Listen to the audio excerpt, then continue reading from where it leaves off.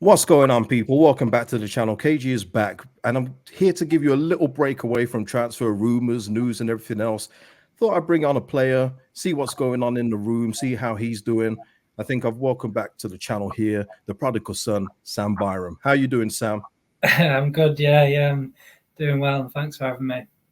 No problem. Thank you for joining me. And listen, I've got to start off here. We're going to start off hot because when you first re-signed, I remember seeing a little, and I'm paraphrasing here, a comment you made on the official podcast saying that Leeds United only signed you because they were the only club in for you. And I was a bit apprehensive. I was like, oh, Sam Byram, I mean, have we gone back in the time machine here? What's going on here? But as the performances started, and you can speak to this, I thought that you did so well for us on the left side defensively. Going forward, it was a bit tricky because you're not, naturally left-footed. But as the weeks went on, the performances got better and better, and you got more comfortable. So I've got to say, off the bat, you've exceeded my expectations. So, I mean, can you speak to your level of consistency and everything else up to this point?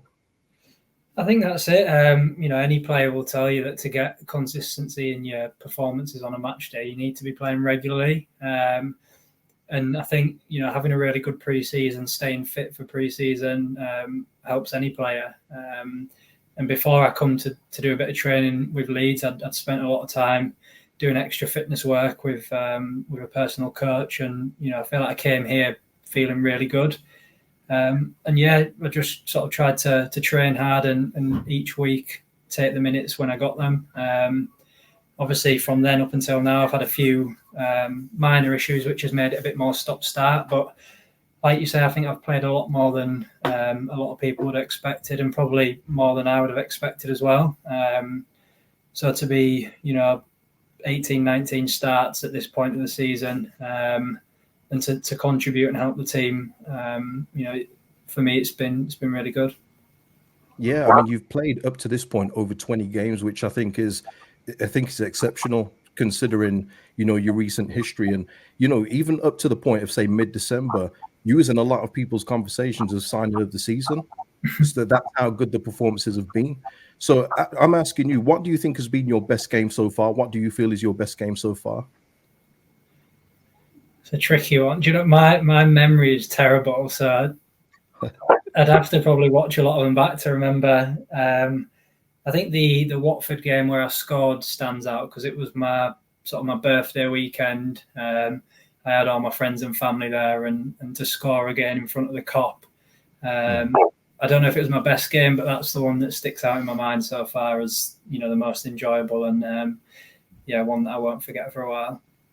Well, can I give you one from my fan point of view? The one that really impressed me the most was Leicester away, because Fatawawu was cooking that day. Yeah, he was hot, wasn't he? He was doing really good.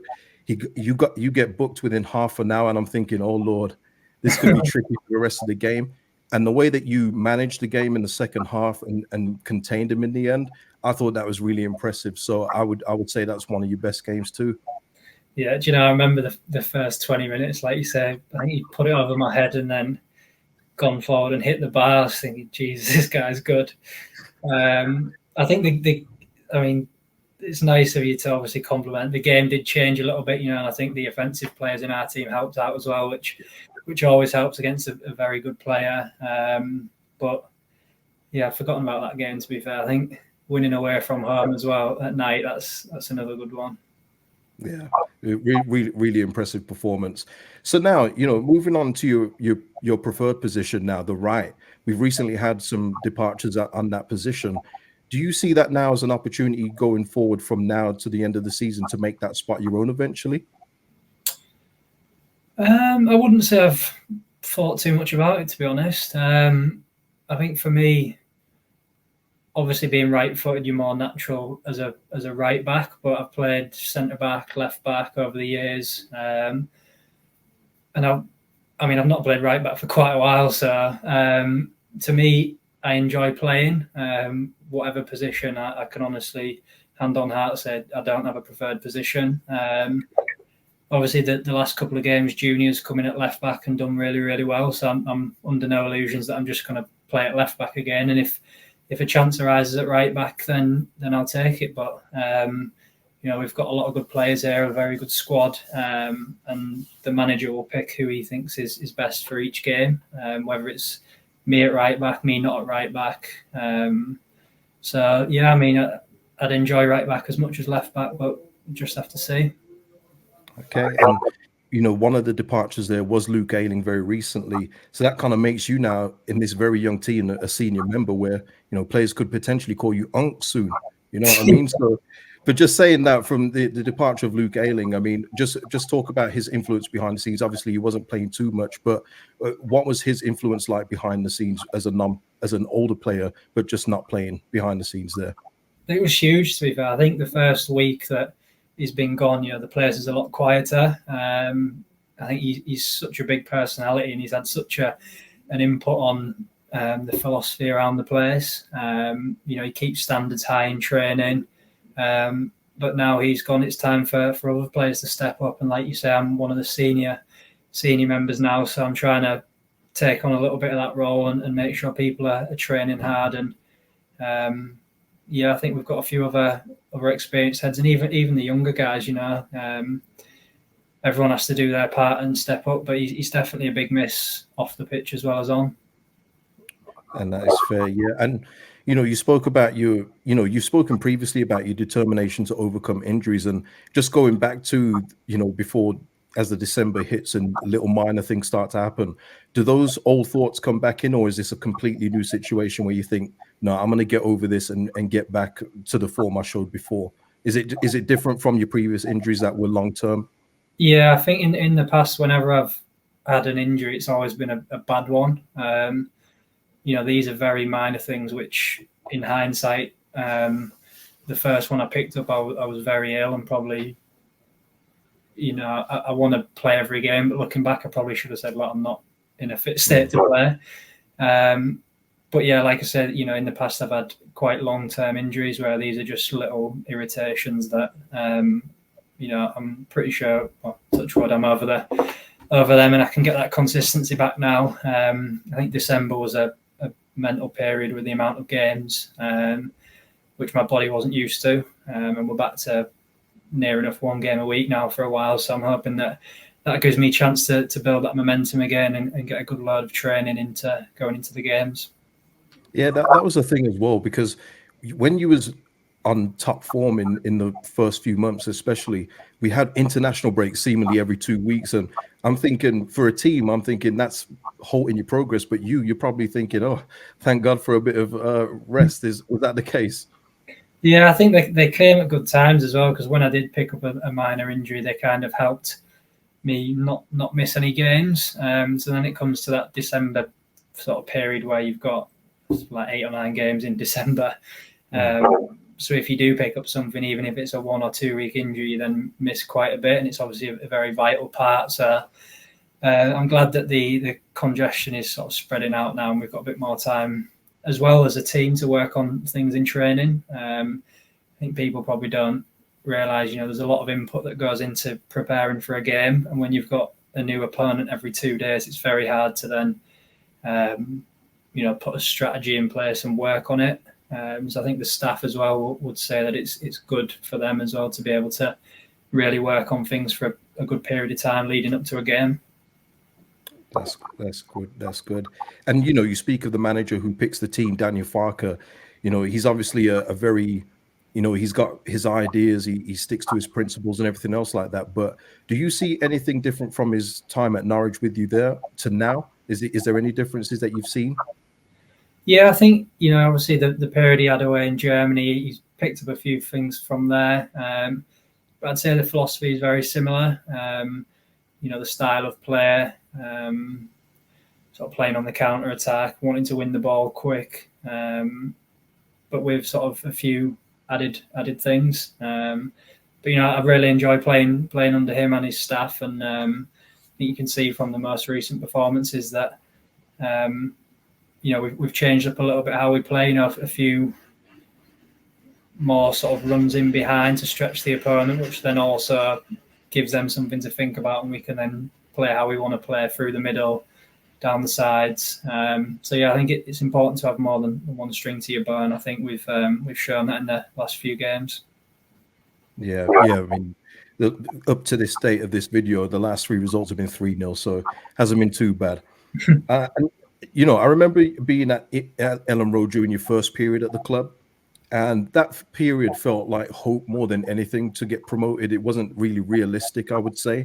But, does the atmosphere and expectation now seem different to your first spell back then?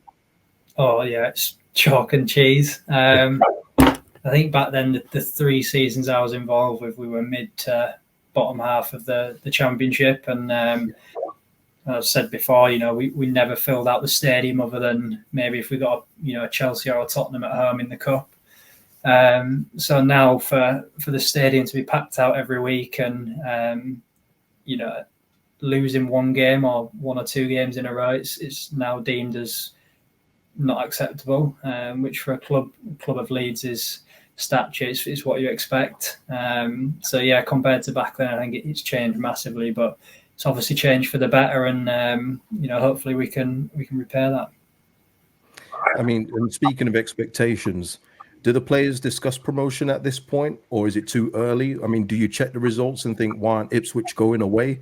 What is the situation now? No, I think obviously everyone would be lying if they said they don't want to get promoted. It's what we all want here. It's what we're striving for.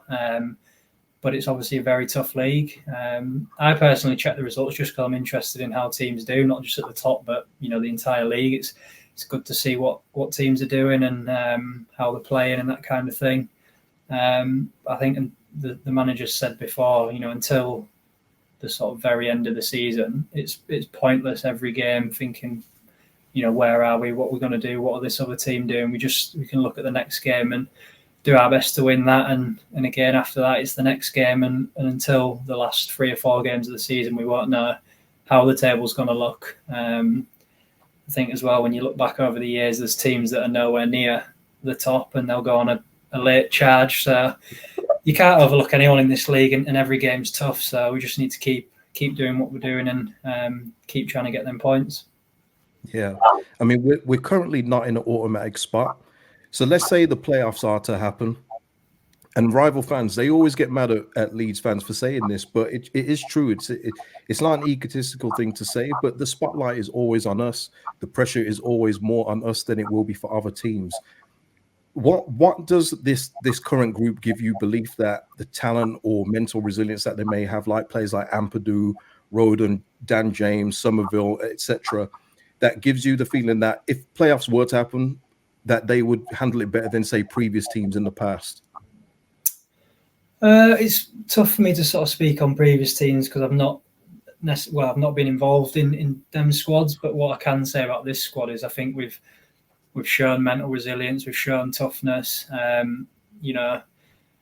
feel like every game we're in with a chance, and I know that on our day we're one of, if not the best teams in the league. It's just down to us to show that every week. If it's the playoffs, then again we'll do everything we can in them, and it's almost to show what we can do, because like I say, I trust and I believe in this team over any team.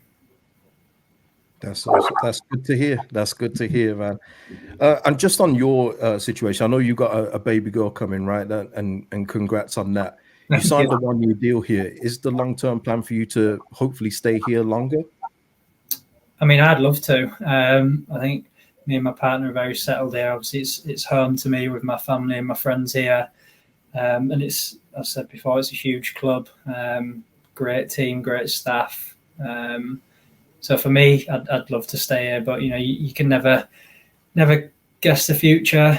We've just got to keep playing, and I'll keep trying to play and do the best I can, and sort of see what happens, I suppose. Yeah, no worries. And just on, the picture in the background there is you celebrating with Jorginho. Just to get a word on him and his personality, he's a big fan favorite. Everyone loves his infectious smile. See him do things as well where he's met fans, got out of his car, gone out of his way to give kids sign things. Just tell me what he's like around the place. He's exactly how you'd sort of imagine it. Always laughing, always joking. I think when I first came, he seemed a bit shy, but I feel like he's really come out of his shell this season. And he's just a top guy. Obviously, his performances on the pitch speak for themselves, and it's not an act. He's such a lovely guy, and I can see why the fans would like him. Yeah. And listen, up until the point of here, Ethan Ampadu, I just want to say on him, because I had bad visions of Ethan Ampadu in terms of him playing so well. He likes to get shots off.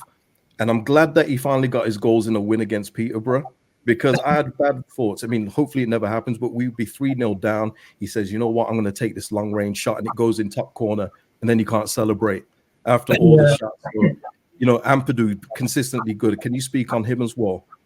Yeah, I think, like you say, the consistency for him's been unbelievable. Where he's been asked to play, he's been a 7 out of 10 or above. It's funny you mentioned about the shoot, and we've had a bit of a running joke between him and Archie, who's going to score first, because neither of them tend to shoot that often. So Archie's been getting a bit of stick these last few weeks after Ethan's got a couple. So hopefully Archie's on the score sheet next. That's awesome. Well, look, just as we come to a close, I've just got a couple of member questions, and these are members of my channel. So if you would answer these. Russ Omac 21. It would be nice if you could ask Sam if he followed the club during his absence from the club, and ask to the degree which the club has changed since his initial run at Ellen Road. So I guess he's talking about not just the expectation, probably, from the Chileno to the 49ers, I guess. Yeah, I mean, most of my friends are Leeds fans.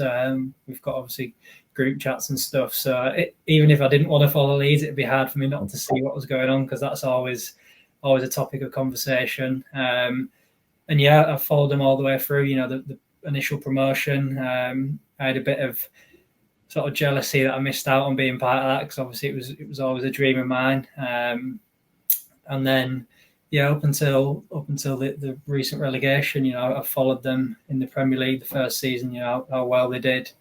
So yeah, I've never stopped following them. And what was the second part of that question? No, I think just the changes, just from the differences from Chile, probably to the 49ers now, the difference in the background running. Yeah, I think just like we touched on earlier, the expectation now, which has been set from the most recent success. I think expectations around the building as well. Constantly trying to improve, constantly trying to better the environment and the team. I'd say it's a lot better environment now. Okay, and next one from Cloudy Bright. I don't know how to ask this one. Hi, Sam. As a slightly more mature footballer, how have you adapted your training schedule, and do you take any extra fit measures to maintain your fitness? I think we spoke earlier. It's consistency. So I know I'm touching 30. Well, I am 30. But I think the regime we're under now with the manager and the staff, it's very much, it's hard at first, but once you get used to the training, it's very beneficial, because even if you're not playing, the training's very intense, and it gets you to a level where if you do need to come in and play, you're not far off being match fit. So I think it's just trying to stay consistent and train as much as you can. And we've got top sports scientists, top physios, and they obviously everything to make sure that everyone's getting everything they need, really. Okay, and last one from Matt Davis, a nice light-hearted one. Make the right choice here, Sam. Sam, if you had to choose, would you prefer to go on a coach trip around the world with Massimo Cellino, or become a regular guest on Cage Vision? Choose carefully, and great to see you doing so well upon your return. So yes, Sam, choose carefully. I think the latter one is a no-brainer for me. Hey. And of course, we cannot end this without bringing up the recent picture, the side-by-side, which has got everyone talking. And it is this one. And listen, congratulations to the recently re-signed contract of Archie Gray. I'm glad that he's committed his future here. But Sam, got to get your thoughts on this side-by-side here. Yeah, do you know what? I think it must have been a couple of weeks after I'd signed. He has that on his phone, and he came and showed me it. and it's the first time I'd seen it when he showed me it, and I couldn't quite believe that was him.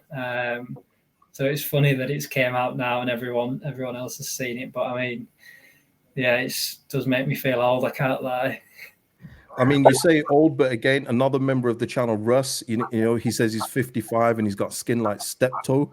I had to Google Steptoe to see who that was, and it's not really good. So he wants to know what your anti-aging secrets are. I haven't really got any, to be honest. I think, yeah, I don't use moisturizer or anything like that. Maybe stay out of the sun. So I don't know. Oh, love it. Love it. Well, listen, thank you, Sam, for your time today. Really enjoyed this conversation. And listen, good luck for the rest of the season. Keep up your good performances. And look, you know, all the best with the baby girl. Nice one. Appreciate it. Thanks for having me. Thank you, everyone, for watching. Please like the video, subscribe to the channel, drop your comments below, and I'll see you in the next one, people. Peace out.